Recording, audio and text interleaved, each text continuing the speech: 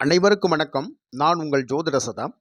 இந்த பதிவில் திருமணம் ஏன் தள்ளி போகிறது, திருமண காரியங்கள் ஏன் தடைபட்டுக்கிட்டே இருக்குது, என்ன காரணம், ஜாதகத்தில் கிரக அமைப்பு சரியில்லையா, ஜாதகத்தில் செவ்வாய் தோஷமா, ராகு கேது தோஷமா, சனி தோஷமா, இதை எப்படி தெரிஞ்சுக்கிறது, எப்போ எந்த வயசில் கல்யாணம் நடக்கும், இந்த கேள்விகளுக்கெல்லாம் உதாரண ஜாதக கட்டத்தோட விளக்கம் சொல்லியிருக்கிறேன். பதிவை ஸ்கிப் பண்ணாமல் பாருங்கள். அப்போ தான் உங்களுக்கான திருமணம் தடை தாமதம் ஏன் அப்படிங்கிறத நீங்கள் தெரிஞ்சுக்க முடியும். இது வரைக்கும் நம்ம ஜோதிட சதா காணொலியை சப்ஸ்கிரைப் செய்யாதவங்க சப்ஸ்கிரைப் பண்ணிக்கோங்க. பக்கத்தில் இருக்கிற பெல் பட்டனை கிளிக் பண்ணிக்கோங்க. அப்போ தான் நான் வெளியிடுற ஒவ்வொரு பதிவுகளும் உங்களை வந்து சேரும். சரி, வாங்க பதிவுக்குள்ளே. ஆண்களாக இருந்தால் 25 வயசுலேருந்து கல்யாணத்துக்கு பெண் தேட ஆரம்பிச்சிருவாங்க. இதே இது பொம்பளை பிள்ளைகளுக்காக இருந்தால் 18 வயசுலேருந்து கல்யாணத்துக்கு மாப்பிள்ளை தேட ஆரம்பிச்சிருவாங்க.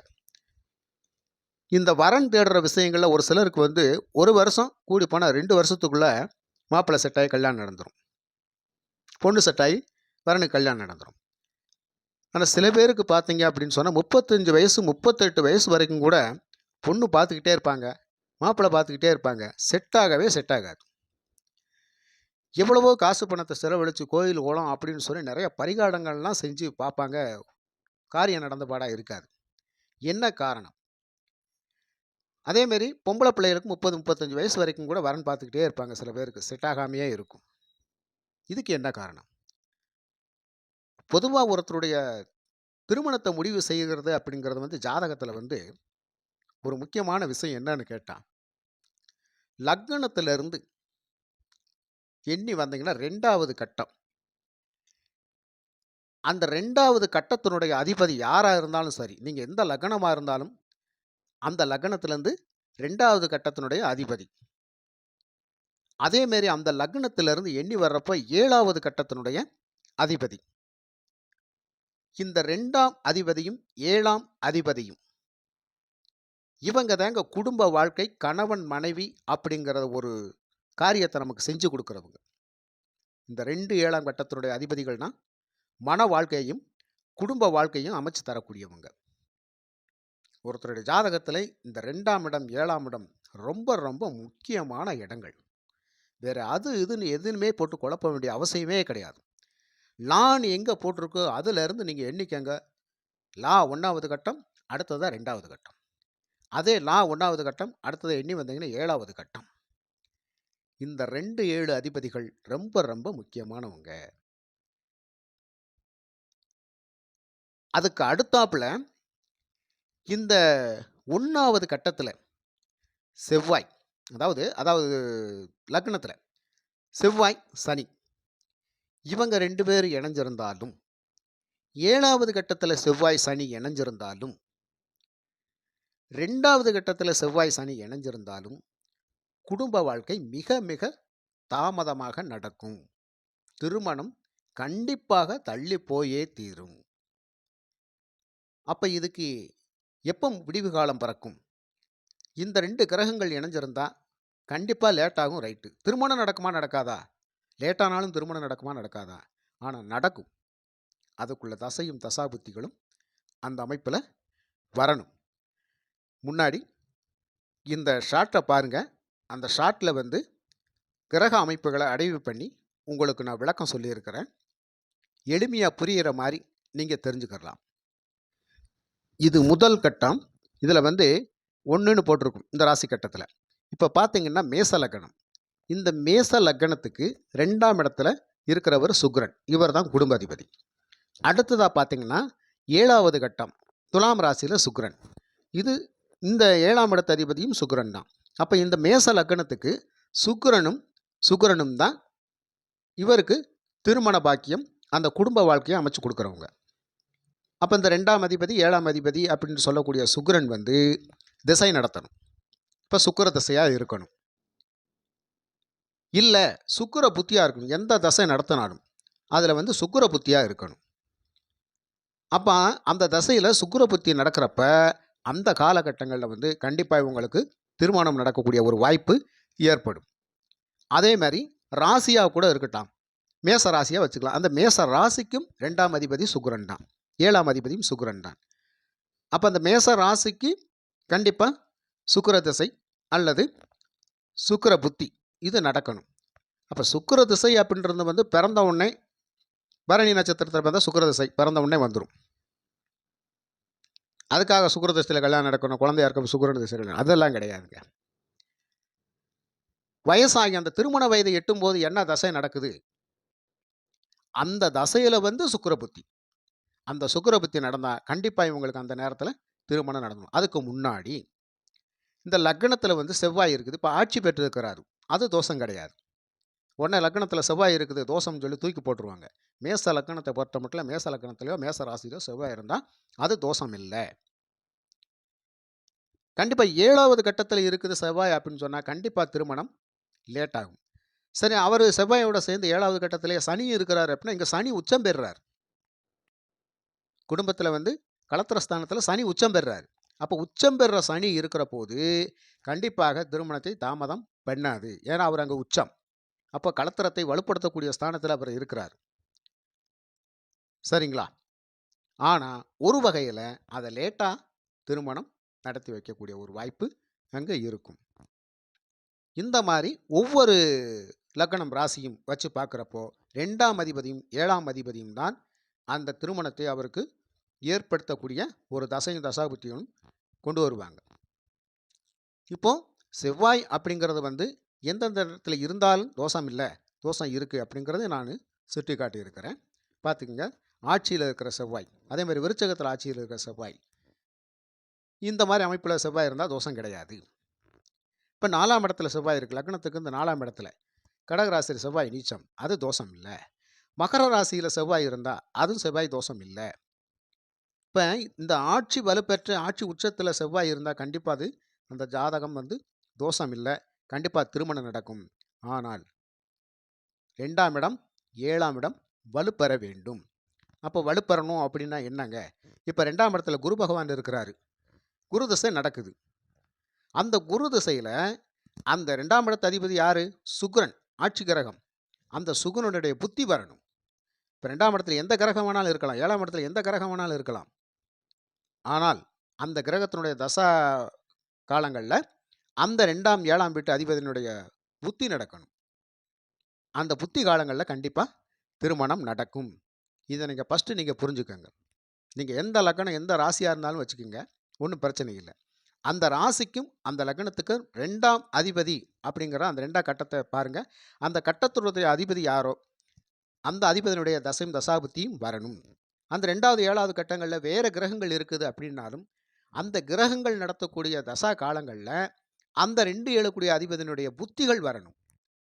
அந்த புத்தி காலங்களில் கண்டிப்பாக வரன்னு பார்த்தா செட் ஆகும்.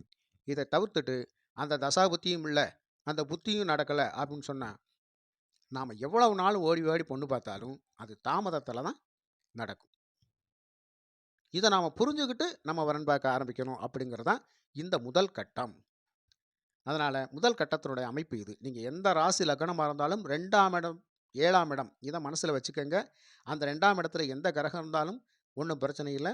அந்த கிரகம் நடத்தக்கூடிய தசையும் தசா புத்திகளும் நடைபெறும் காலத்தில் உங்களுக்கு கண்டிப்பாக திருமணம் நடந்தே தீரும். இதை நீங்கள் எளிமையாக புரிஞ்சுக்கங்க. இது முதல் கட்டத்தில் நான் சொல்லியிருக்கிறேன். அடுத்ததாக 2வது ராசி கட்டத்தை பாருங்கள். தோஷம் அப்படிங்கிறது ஏன் லேட்டாக திருமணம் நடக்குது அப்படிங்கிறத 2வது கட்டத்தில் பார்த்துக்கங்க. இந்த 2வது ராசி கட்டத்தில் பார்த்தீங்க அப்படின்னு சொன்னால் மேச லக்னம் அப்படின்னு சொல்லி போட்டு இருக்கிறேன். அந்த மேச லக்னத்துக்கு 2ஆம் வீட்டில் ராகு இருக்கிறாருன்னு வச்சுக்கோங்க. 2ஆம் வீட்டில் ராகு இருந்தால் கண்டிப்பாக 2லேருந்து 7க்கு நேர கேது இருப்பார் அப்படின்னு ஒரு அமைப்பை நான் போட்டு கொடுத்துருக்கேன். அதே மாதிரி லக்னத்துக்கு 7வது இடத்துல கேதுன்னு போட்டு 12ஆம் இடத்துல ராகுன்னு சொல்லி போட்டிருக்கிறேன். கூடவே சூரியன் வேற இருக்கிறாருன்னு போட்டிருக்கிறேன். அதே மாதிரி மேச லக்னத்துலேருந்து 7வது கட்டத்தில் வந்து கேது சூரியன் சனின்னு வேற போட்டிருக்கிறேன். ஆனால் 12ஆம் இடத்துல சூரியன் ராகுன்னு சொல்லி போட்டிருக்கிறேன். இந்த அமைப்பை நல்லா பார்த்துக்குங்க. மேச லக்னத்துக்கு 2ஆம் இடத்துல ராகு இருக்கிறாரு அப்படின்னு சொன்னால் இந்த ராகு அப்படின்னு சொல்லி வந்துட்டாலும் கேது அப்படின்னு சொல்லி வந்துட்டாலும் 2வது செவ்வாயின்னு சொல்லி வந்தாலும் சனின்னு சொல்லி வந்தாலும் இந்த இடத்துல வந்து கண்டிப்பாக லேட் திருமணம் அப்படிங்கிறது ஒரு உறுதி செய்யப்பட்ட ஒன்று. குடும்பஸ்தானத்தில் ராகு இருந்தால் சில பிரச்சனைகளை உருவாக்குவார் அப்படின்ற அடிப்படையில் வந்து அது ஒரு தோஷம் அப்படின்ற ராகு கேதுக்கள் தோஷம் அப்படின்னு சொல்கிறார். கண்டிப்பாக 2 7ல் ராகு இருந்தால் அதே மாதிரி 7ஆம் இடத்துல சூரியன் அப்படிங்கிற ஒரு போட்டிருக்கேன். அந்த சூரியன் அப்படின்னு இருந்தாலும் 7ஆம் இடத்துல வந்து அது சூரியன் நீச்சம் பெறுறாரு. அப்போ 7ல் சூரியன் இருந்தாலும் அந்த திருமணம் லேட்டாக தான் நடக்கும் அப்படிங்கிறது ஒன்று. இப்போ 7ஆம் இடத்துல சனியும் போட்டிருக்கிறேன். இது மேச லக்னத்துக்கு 7ஆம் இடத்துல சனி இருந்தாலும் இது சனி உச்சம் பெறுறாரு. உச்சம் பெற்றாலும் கூட அந்த திருமணத்தை வந்து தாமதப்படுத்தி கொடுப்பார். ஆனால் மன வாழ்க்கை நல்லா இருக்கும் அப்படின்னு சொன்னால் என்ன அர்த்தம்? இப்போ வந்து ஒரு 27 வயசு ஆயிடுச்சு, 28 வயசு ஆயிடுச்சு, அந்த டைங்களில் திருமணம் நடக்கக்கூடிய ஒரு வாய்ப்பு. அப்போ இந்த இடத்துல வந்து சனி திசையும் நடக்கணும், இல்லாட்டி சனி புத்தி நடக்கணும் அப்படிங்கிற ஒரு அமைப்பில் இது வந்துடும். மெயினாக ஒரு கான்செப்ட் என்ன அப்படின்னு சொன்னால் 2ஆம் இடத்துல இருக்கிற அதிபதி, அந்த 2ஆம் இடத்துடைய அதிபதியினுடைய ஆட்சி கிரகத்தினுடைய தசையும் தசாபுத்தி காலங்களில் கண்டிப்பாக திருமணத்தை நடத்தி வைப்பார் அப்படின்றது. அப்போ இந்த மாதிரி அமைப்பு இருக்கிறது எல்லாமே வந்து தோஷங்கள் அப்படின்னு நிறைந்ததாக சொல்லப்படுது. அதனால் இவங்களுக்கு வந்து மிகுந்த சிரமங்களுக்கு மத்தியிலேயே வந்து திருமணம் நடக்கக்கூடிய ஒரு வாய்ப்பு, அதிகமான வயதுகளில் திருமணம் நடக்கக்கூடிய வாய்ப்பு. உதாரணமாக 12ல் ராகு சூரியன் செவ்வாய் இருந்தால் கூட பஞ்சனை தோஷத்துக்கு இடையூறாக இருப்பார். அதாவது கட்டில் சுகம் தடைபடும்.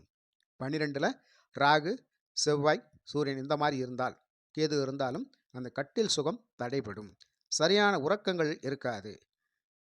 இல்லற வாழ்க்கையில் ஒரு சில பிரச்சனைகளை உருவாக்கக்கூடிய அமைப்பில் அந்த இது இருக்கும் அப்படின்னு சொல்கிறாங்க. அதே மாதிரி 2லேயும் ராகு கேது சூரியன் சனி இவங்கெல்லாம் இருந்தாலும் அது வந்து குடும்பஸ்தானத்தில் ஒரு சில பிரச்சனைகளை ஏற்படுத்தும். லேட்டான குடும்ப வாழ்க்கையை அமைச்சு கொடுப்பாரு அப்படிங்கிறது. அதே மாதிரி 7ல் இருந்தாலும் அதே மாதிரி. சரி, இதையெல்லாம் தாண்டி குரு பகவான் நல்ல நிலைமையில் இருக்கணும் அப்படின்னு சொல்கிறாங்க. இப்போ மேசத்துக்கு பார்த்தீங்கன்னா 9வது கட்டம் தனுசு ராசி, குரு பகவானுடைய வீடு. இந்த குரு பகவான் கண்டிப்பாக ஜாதகத்தில் ஒரு நல்ல நிலைமையில் இருக்க வேண்டும். அதாவது நீச்சம் பெறாமல் இருக்க வேண்டும், பகை பெறாமல் இருக்க வேண்டும். அப்படி இருந்தால் கண்டிப்பாக அந்த திருமணத்தை அவருடைய தசாபுத்தி காலங்களில் கண்டிப்பாக செஞ்சு கொடுப்பார். அப்போ இந்த மாதிரி ஒரு அமைப்பில் ஜாதகம் இருந்தால் மட்டும்தான் சீக்கிரமாக திருமணம் நடக்கும். நல்ல கிரக அமைப்புகளில் இப்போ இது 2வது கட்டத்தில் சொல்லப்பட்ட அமைப்புகளில் வந்து கிரக அமைப்புகள் இருந்தால் கண்டிப்பாக லேட் திருமணம் தான். அதில் ஒரு மாற்றம் கிடையாது. அப்போ திருமணம் அப்படிங்கிறது வந்து எல்லா ஜாதகம் 100ல் ஒரு ஆள், 1000ல் ஒரு ஆளுக்கு திருமணமே நடக்காது. கண்டிப்பாக லக்னம் பாதிக்கப்பட்டிருக்கும், லக்னாதிபதியும் பாதிக்கப்பட்டிருப்பார், 7ஆம் இடம் பாதிக்கப்பட்டிருக்கும், 7ஆம் இடத்து அதிபதியும் பாதிக்கப்பட்டிருப்பார், 2ஆம் இடமும் பாதிக்கப்பட்டிருக்கும், 2ஆம் இடத்து அதிபதியும் பாதிக்கப்பட்டிருப்பார். ஒரு வலிமையில்லாத சூழ்நிலைகளை இந்த 3 இடங்களும் பாதிக்கப்பட்டிருந்தால் அவங்களுக்கு வந்து திருமணம் வந்து 2ஆம் பட்சம் தான். இது 100ல் 1, 1000ல் 10 பேருக்கு இந்த மாதிரி தான் இருக்குமே தவிர எல்லாருக்கும் அந்த மாதிரி அமைப்பு இருக்காது. ஒரு விஷயத்தை நல்லா புரிஞ்சுக்குங்க. லக்னத்தில் சனி இருந்தாலும் சரி, செவ்வாயோடு இணைந்திருந்தாலும் சரி, 7ஆம் இடத்துல சனியோடு செவ்வாய் சேர்ந்து இணைந்திருந்தாலும் சரி, அதே மாதிரி குடும்பஸ்தானத்திலும் இந்த அமைப்பு இருந்தாலும் சரி, கண்டிப்பாக லேட் திருமணம் அப்படிங்கிறது முடிவாக இருக்கும். அந்த தசாயும் தசா புத்திகளும் நடக்கிற காலங்களில் கூட இழுத்துக்க பறிச்சுக்க அப்படின்னு சொல்லி தான் அந்த மன அமைப்பை வந்து பேசி முடிக்க முடியும். அப்போ அப்படின்ற போது இந்த தோஷங்கள் நிறைந்த ஜாதகங்கள் கூட ஒரு 28 வயசை கடக்கிற போது திருமணம் முடித்தா சரியாகி போயிடும் அப்படின்றதான். அதனால தான் இளமையிலே வந்து அவங்களுக்கு இல்லற பாக்கியம் கிடைக்க மாட்டேங்குது.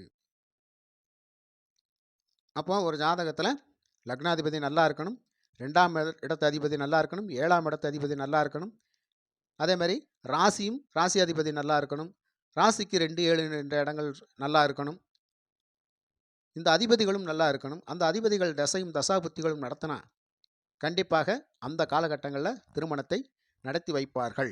இதை நீங்களே பார்த்து தெரிஞ்சுக்கலாம். நாம் இப்போ எந்த நிலைமையில் இருக்கோம், நமக்கு என்ன தசை நடக்குது, என்ன தசாபுத்தி நடக்குது, நம்ம 2ஆம் வீட்டில் வந்து அந்த எந்த கிரகம் இருக்குது, இந்த 2ஆம் வீட்டு அதிபதி எந்த இடத்துல இருக்கிறாரு, அதனால் நமக்கு என்ன பாதிப்புன்றதை நீங்கள் தெரிஞ்சுக்கலாம். ரொம்பையும் தெரிஞ்சுக்க முடியலைன்னா ஒரு ஜோசியத்தை கொடுத்து நீங்கள் கண்டிப்பாக தெரிஞ்சுக்கலாம். குழப்பங்கள் பட வேண்டிய அவசியமே கிடையாது. அதே மாதிரி தான் இந்த 2வது கட்டத்திலையும் ராகு கேதுக்கள் எங்கேயெல்லாம் இருந்தால் தோஷம், அவங்க ஏன் திருமணத்தை தாமதமாக செஞ்சு வைக்கிறாங்க அப்படின்றதையும் இதன் மூலயமா நம்ம விளக்கங்களை தெரிஞ்சுக்கலாம். இது தாங்க உண்மை. இது நீங்கள் வந்து சாதாரணமாகவே நீங்கள் ஜாதகத்தை பார்த்து நீங்கள் தெரிஞ்சுக்கிட்டு உங்களுக்கு புரியலை அப்படின்னு சொன்னால் ஒரு ஜோசியத்தை காட்டி நீங்கள் தெளிவாக புரிஞ்சுக்கலாம். அப்போ தடை தாமதங்கள் ஏன் ஏற்படுது, சீக்கிரமாக திருமணம் எப்படி நடக்குது அப்படிங்கிறத இந்த 2 ஜாதக கட்டத்தின் அமைப்பில் நீங்கள் தெரிஞ்சுக்கலாம். இவ்வளோ தாங்க விஷயம். மேலும் புரியலை அப்படின்னு சொன்னால் மறுபடியும் இதை ரிப்பீட் பண்ணி போட்டு பார்த்தீங்க அப்படின்னு சொன்னாலே உங்களுக்கு கண்டிப்பாக ஈஸியாக எளிமையாக புரிஞ்சுக்கிறோம். அப்போ நீங்கள் திருமண வயதை எந்த தசை தசாபுத்தி காலங்கள்லாம் நம்ம நடக்கும் அப்படின்றத நீங்களே தெரிஞ்சுக்கிட்டு மன அமைதி கொண்டு விடலாம்.